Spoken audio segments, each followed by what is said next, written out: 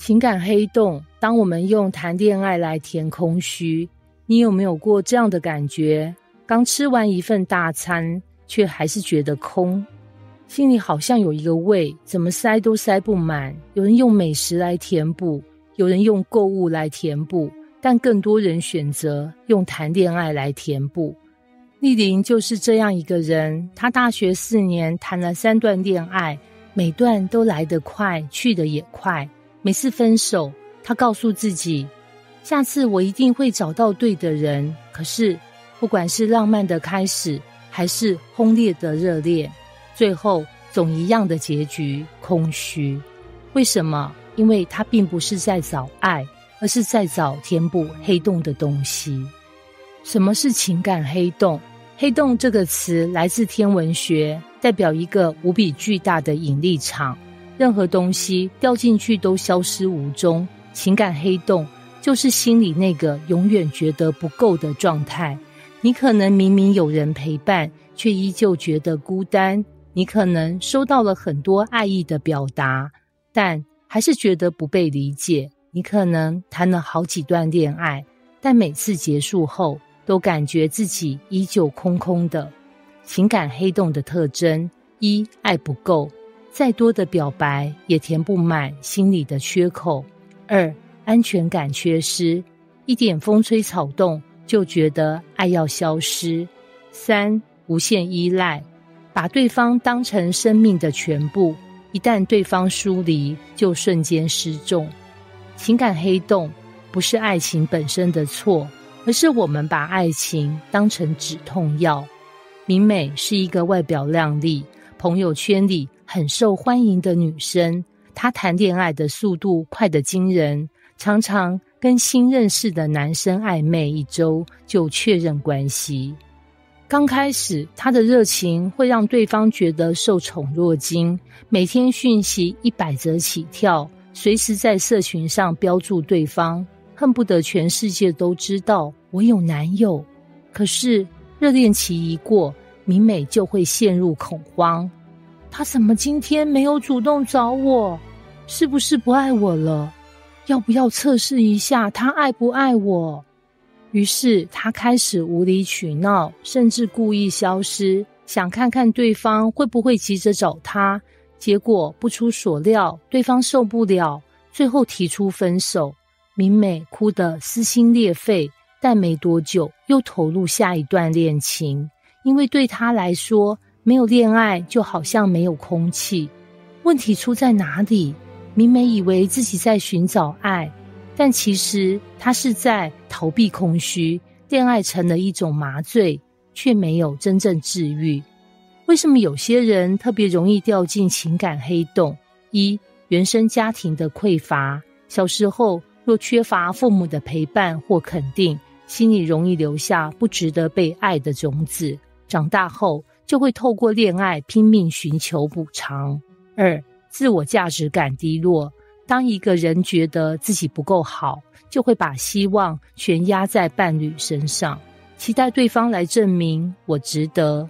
3. 社會文化的壓力，媒體總把戀愛包裝成快樂的終極來源，讓人誤以為沒有愛情就等於失敗。於是很多人談戀愛不是因為真的準備好了，而是因為怕一個人。換句話說，情感黑洞不是因為沒有愛情，而是因為沒有面對自己。愛情裡的錯位需求，談戀愛本來應該是彼此陪伴，共同成長，但當一方把對方當成填補空缺的工具，關係就容易失衡。藝文是一個焦慮型人格，總覺得自己配不上子晴，於是他每天都在問：你還愛我嗎？子晴一開始覺得很甜蜜，但久而久之，他開始疲累，因為無論他說多少遍我愛你，藝文總覺得不夠，最後子晴受不了，選擇離開。藝文痛苦萬分，覺得自己被拋棄，但其實他真正需要的不是子晴的愛，而是對自己的接納。重點，當我們把內在的空交給另一個人去填時，這段關係注定無法長久。談戀愛不等於填空虛，許多人誤以為找到對的人就能解決孤單。然而現實是，如果你心裡有黑洞，再多的愛也填不滿。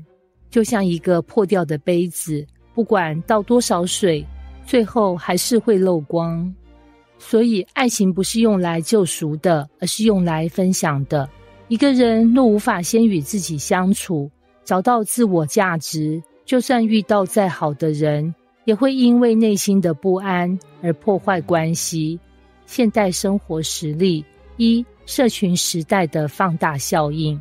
志剛每天刷 IG， 看着情侶放閃，心裡覺得自己很失敗，於是急着找對象交往，但因為沒有真的準備好，每段感情都淪為短跑。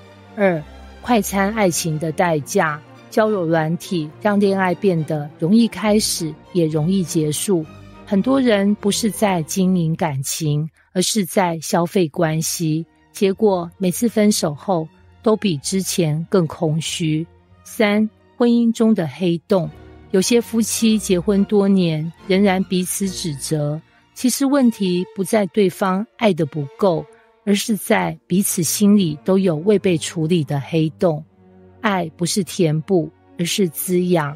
真正健康的愛情是兩個完整的人走在一起，而不是兩個破碎的人拼命抓住彼此。